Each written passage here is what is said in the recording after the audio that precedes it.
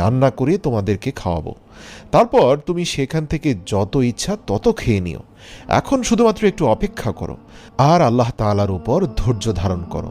এমনই করতে করতে বিকেল হয়ে গেল, কিন্তু কেউই আব্দুল চাচার বাসায় গোশত নিয়ে আসলো না। এবার তো জয়ার বাড়ির মানুষদের ধৈর্যের বাঁধ ভাঙতে লাগলো, কেননা তখন প্রায় বিকেল 4টা বেজে গিয়েছিল। এমনটি দেখে জয়া খুবই দুঃখের সঙ্গে তার আব্বুকে বলতে লাগলো, আব্বুজান, এখন তো 4টে বেজে গিয়েছে, কিন্তু এখনও আমাদের বাসায় কেউ গোশত নিয়ে আসলো না কেন? এখন তো মনে হচ্ছে আগের বছরের মতো এবারও আমাদের বাসায় কেউ গোশত নিয়ে আসবে না। আর এই কথা বলার সঙ্গে সঙ্গে সে কান্নায় ভেঙে পড়ল। আর জয়ার কান্না দেখে তার বড় বোন এবং তার আম্মুও কান্না করতে লাগলো।